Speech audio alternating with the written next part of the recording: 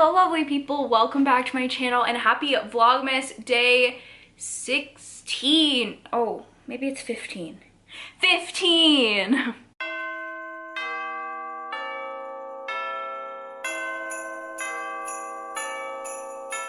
So today's video, we are going to be talking about my favorite products and things from 2021, excluding December obviously because it's only December 14th today when I'm filming this, but January through November. So every month in my bullet journal I have a place where I write down my favorites, and I have 6 different categories, and we're gonna be talking about 5 of them today. So we have makeup, products, podcasts, YouTubers, music, and movies and TV. So because we did Spotify Wrapped already on Vlogmas Day 1, I believe, we're not gonna talk about music today because it's basically what was in my Spotify Wrapped. So we're gonna do makeup, products, movies and TV, YouTubers, and podcasts. And I'm gonna give you all of my favorites from the month. I've tallied them all up from each month to give you the best ones of 2021. Okay, so the first category that we're gonna start with is makeup, and I basically took the products that were mentioned the most in each category throughout the months to compile my top products. Okay, so in terms of makeup, it was more overarching things that I decided that I liked this year instead of individual products, but I'll tell you a couple of the products that were mentioned a few times. So the first thing is blush. I got much more into wearing blush this year. I didn't used to wear it that much. So 2 of my favorite blushes for the year. The first one was the Manique Baked Blush in the shade Luminoso. This is a cult favorite on YouTube, and it's drugstore. We love that. The second thing is the Blink Cosmetics. All of my products are just rolling. Glow Getter Face Palette. And this is a blush and highlight palette. So we've got 4 blushes and 4 highlights. I love this palette. It came in my BoxyCharm. I mostly use Accomplished, Talented, and then Empowered and Confident. The other shades are a little bit too dark for me, or a little too like for me. So anyway, those were my 2 favorites in terms of blush, but I bought a lot of blush this year. I loved cream blush, liquid blush, powder blush. I really liked the Kaja blush stamps. So blush was a thing this year. So next we have brow gel. So this was another thing that I really started to like this year, and I have 2. One of the ones that was my favorite this year is the NYX brow gel, but I don't know what that is. So sorry January me, apparently it's not a favorite anymore. So the 2 that I've been using lately, I kind of use them interchangeably. One of them is the Essence Make Me Brow. This is drugstore, super affordable. I think it's like $3 or $4, and this is in the shade 2, Brownie Brows. And then the other one is the Saint Luxe Brow Gel, and this one is clear. I got this also in a BoxyCharm. So I kind of just use the Essence one. I'm wearing it today, but I use it when I want like a more dramatic brow, and then this one I just use when I want to put my brows into place. So that is a second like overarching category of things that I liked this year. In terms of individual products, the next one is the ColourPop Freckle Pen. So this is for faux freckles. I do have some faux freckles on today. I'm not sure how easy it is to see, but I have loved this all year, and I actually need to buy another one, but I decided I'm going to try the ColourPop, or the Sephora, when they sell at Sephora, which I think is called Freck. I ordered that, so we'll try that one out. But I love this, and I've loved adding faux freckles to my makeup this year, especially like a really simple eye look, and then just some faux freckles with a lot of blush is just like been my look lately. And the last makeup product is actually one I haven't used for a little bit. I think it's probably expired and I need to get a new one, but this is the Tarte Shape Tape Glow Wand. If you followed me earlier this year, especially like in the summer, you would have seen this. Basically, it's like a liquid highlighter. They also advertise it to go over your under eye concealer, but I didn't use it like that. So I just put it on the high points of my cheeks and blended it in, and it comes with a little sponge that you can use to blend it in. Great product. They also sell a mini version, which I think is probably a better investment because there's a lot of product left in this, and you can kind of see like some discoloration. So that is all for the makeup. Now moving on to general products that I loved. The first thing, I don't know where mine are, but the overarching top product of the year for me was my AirPods. I wasn't sure that I was gonna love them when I spent the money that they cost, but I love my AirPods. I go everywhere with them. If they're not charged, I have a crisis. That's an exaggeration, but I love my AirPods so much. They are worth the investment times like 20 for me. Yeah, they're just perfect because I am an Apple person. So I have a MacBook, which I'll talk about in a second, an iMac, an iPad, and an iPhone. So it connects to every single device that I have. And you know, if you are an Apple user, that Apple changes the plugin on their phones a bazillion times throughout the different devices. So this is just so much easier than having to carry like the ones that plug into my computer and the ones that plug into my phone and all these different things. And you can also charge your phone while you use them, unlike headphones in your iPhone, because there's no headphone jack anymore. They might be bringing that back though. But anyway, I love my AirPods. Following the Apple products is my new MacBook Air 13-inch.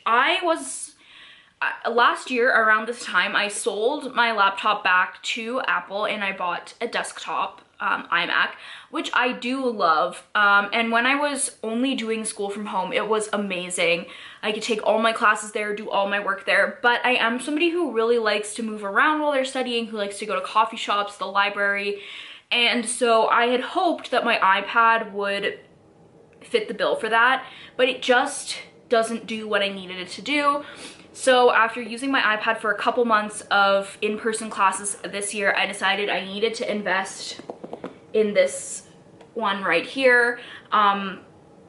It was an investment, but I was able to trade in an old laptop, and I did have the money, so it was definitely worth it, and I love it. It's so easy to take around with me. It does everything that I need it to do. It integrates well with all of my other devices, and it works perfectly for school. I also bought this plastic case so that I could put my stickers on it, and then also take them off if I wanted to be more professional. So we've got cool, no doubt. This is from Shop Mustard Tiger. This little gnome is from my friend's business. I'll put the name on screen. I don't know why I can't remember. And then this one, Big Boy Purchase Tomorrow, Thomas Jefferson, the night before the Louisiana Purchase, and nailed it. This is Martin Luther. These are from Redbubble, which feed my history nerd personality. So anyway, I love that computer. If you've been thinking about it, I highly recommend it. Apple products are just expensive. But the one thing I don't like about it is it has 2 ports on this side and 1 port on this side. A headphone jack, funnily enough, but I have to get attachments for it because I use USBs and my memory card. Like when we're going on holiday in a few days, I have to take this with me to edit my YouTube videos, and I'm going to have to find a memory card one that plugs in. Okay, rant over. Next up, we have my Birkenstocks. So I caved and I joined the Birkenstock squad, if you will. My mom has had Birkenstocks for years and she swears by them and wears them everywhere in the summer. And so this year I was like, I'm doing it. I'm getting some, and I love them so much. They are so much more comfortable than flip-flops. I can wear them for longer periods of time. They are the perfect shoes for the summer. I love mine. I wish it wasn't winter so that I could still be wearing them. This was an amazing purchase. They are expensive. I believe we got a discount, and I don't know if my mom bought them for me actually. but if you're thinking of investing in them, absolutely worth it. I love them. And the last product I'm going to talk about is this shacket from Dynamite. I've been wearing it like nonstop, so you've probably seen it in some of my videos. It does have coffee on it right now, actually. Whoop. But anyway, this jacket is from Dynamite. I got the size large because I did want to be able to wear sweaters and stuff under it, and I can. I had been looking for a jacket like this for basically since last winter when jackets kind of came into style. I wear a lot of denim, and as much as I am from Calgary and Canada, and a Canadian tuxedo is a thing, denim on denim, that's not my vibe. Look, that's not my son. So I used to have a jean jacket that I wore with everything, but now that I wear more jeans and the jean jacket's kind of like the same color, I wanted to get something else, and this jacket has been perfect. Maybe the best purchase I made all year. I am very proud of myself for it, and I love it, and I highly recommend. I mean, you don't have to get it from Dynamite, but that's where I got this one, and I believe it was about, I believe I walked up to the coat and I said, if you're less than $100, I will buy you, and it was like 40 to 60. I'll leave it linked below if they still have it, so definitely check those out. All right, now we have the less tangible things, so we're gonna jump into YouTubers. So I actually had a huge number of YouTubers this year, and I'll leave them all linked down below because I think that everyone deserves a little shout out. So I'll leave them all linked down below, but I will talk about the four that were on my list the most times throughout 2021. The first one is Haley in Bookland. I loved Haley's content, I think since last year. I think I found her probably right before Bookmas. She posts every single day of December, but not like vlogs, like sit down videos every single day of December, which is insane. She does so much work. She's Canadian. We read a lot of the same types of books.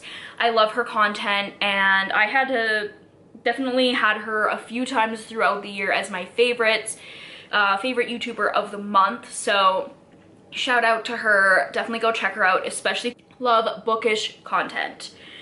The next one is Jody. Jody is a booktuber from the UK. Her aesthetic is just like so on point. I love watching her videos. She also has pugs, which, like, if you have a pug or a bulldog, like a French bulldog, we should be best friends, I think, so that I can come over and pet it. But yeah, I love her content. Another booktuber. She works at a bookstore. She makes beautiful content. I don't know what to say. I feel like I'm saying the same thing about all these people, but I love her content. Next, we have Bliss Bean. I'm just gonna look on like these people's accounts because I know her name is not Bliss Bean, and I don't remember her name.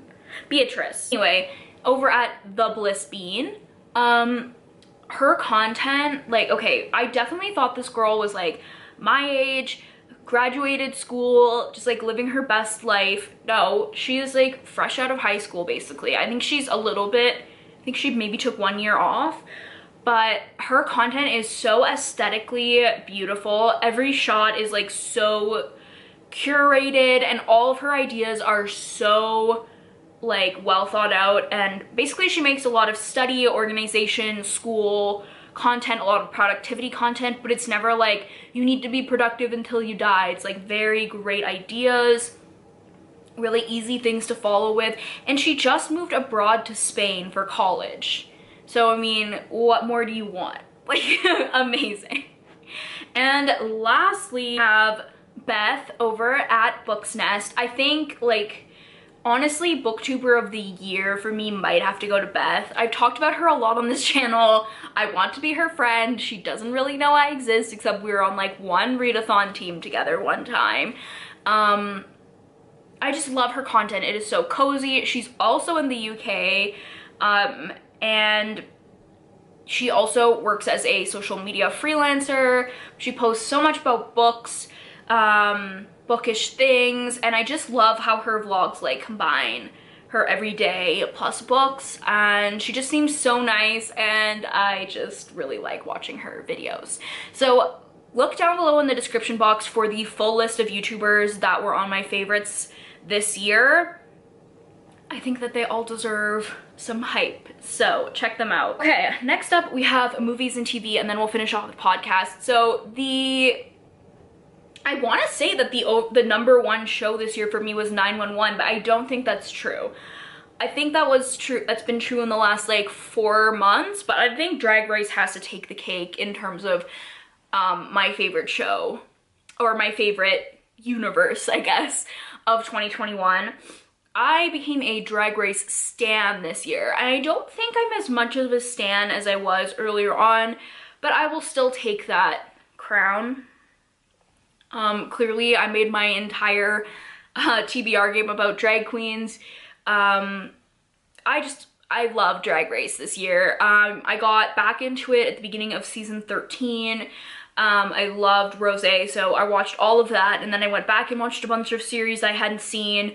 We got All Stars 6, amazing. We got Drag Race Down Under, not so amazing. Okay, my camera overheated, we're back. Anyway, Canada's Drag Race season 2. Not really loving it, but they crown the winner on Thursday, so I might catch up. We'll see. Really, I only watched that one for Brooklyn Heights. And like, I should watch more because I'm a good Canadian, but our Calgary gal got eliminated like 2 episodes in, which is not fair. So anyway, we can also throw in there because that's really just an extension of Drag Race, Trixie and Katya's World of Wonder show. Anyway, so that one probably takes the cake, but not to be outdone is 911 and 911 Lone Star. 911 really is my favorite of the two. I thought 911 Lone Star would be, and then I watched 911. How many times can I say 911 in one clip? Anyway, I've watched it over again a couple times. I love the show. I love all the characters, and I just like, I really love that like medical fire cop drama thing. I used to be a diehard Chicago series fan, so this is my new thing, and I really like it. It's on Disney Plus. Next up, 2 little short sitcoms we've been watching as a family, Parks and Recreation. Like, I don't really think a lot can compete with Parks and Recreation. I think it gives The Office a run for its money, and you know how much I love The Office. So I love Parks and Rec. If you haven't watched it, definitely add it to your list. We watched the whole thing through as a family. I'd watched a few seasons before, but we went from start to finish as a family. And then the other show we're watching as a family is New Girl, which I've also watched a few seasons of, but we're now watching it from start to finish as a family. There are just so many lines in that show that like I quote on a daily basis, like, "A white man? No! A man broke in today." A white man? No! I text that to my friends like so often. Anyway, great show. The episodes are 30 minutes long maximum. It's great for binging, great comedy. Definitely recommend. And now we're ending it off with podcasts. So we are going to podcasts. So I don't know if I talked about this very much, but in May, I tried to listen to a new podcast every single day, because I realized I wasn't listening to a lot of podcasts because I wasn't driving anywhere, I wasn't leaving my house. So I asked on Facebook for a huge number of recommendations, made them all into a list, and I just picked one every single day. And a few of those, 2 of them have made it onto this list. So I'm gonna talk about the first 2 together. They are The Sesh and Mile Higher.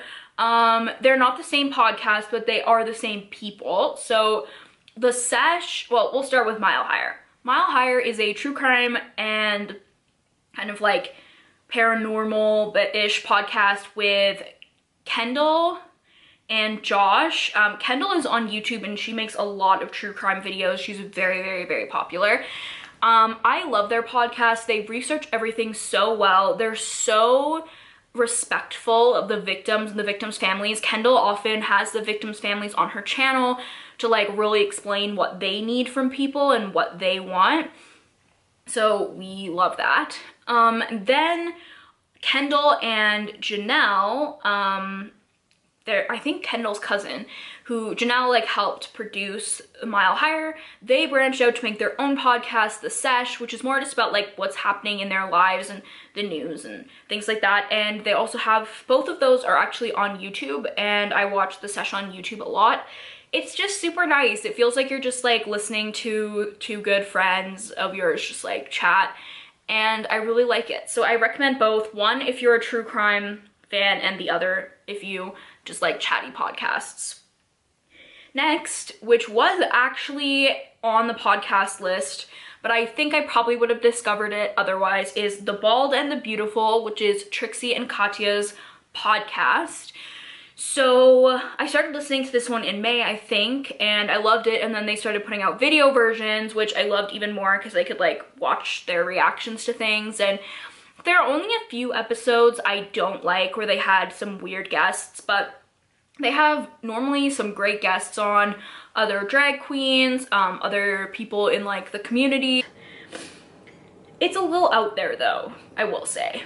I'll finish off with the best podcast of the year, but coming up next we have Behind the Bastard. Please don't think I'm swearing, YouTube. That's like literally the name. They basically just like go into detail about some bastard from history. The ones that really hooked me was the rise of right-wing talk radio. I found those super interesting, but like I just clicked on it and then they have one about Jeff Bezos. They have so many. Like another one that was really good is That Time the CIA Dosed a French Town with Acid. Very interesting. And How the First Fitness Influencer Doomed Us All, the Boy Scouts. Like so many really interesting podcasts, and they do a lot of great research and is super fascinating to listen to. Now, the #1 podcast of the year, it's been in my favorites since I started listening to it, and I do not miss an episode, and that is, drumroll please, Beach Too Sandy, Water Too Wet. I have been... My mom off camera just went, shocking. I've been listening to this podcast so much. I love it. Like, I can't believe that more people don't know about it. Basically what they do is they read 1-star reviews, or basically read terrible reviews that are on the internet, and each week is themed. So they just did one about QVC. They did subway stations, subway sandwiches, just so good. Like, it's hilarious. The reviews are hilarious, but their commentary is hilarious. Definitely recommend checking it out. Also, a lot of people know one of the hosts from And That's Why We Drink, or And That's Why I Drink podcast. So if you know that one and you enjoy it, you should definitely check this one out because Christine and her brother host it. So anyway, those are all my favorites of the month. If you're interested in the music that I loved, click in the eye right here and it'll take you to my Spotify Wrapped. I will leave, excuse me, links to everything that is linkable down below. I hope that you guys enjoy the video. I hope that you're enjoying Vlogmas so far. I'll see you tomorrow for Vlogmas Day 16. Bye!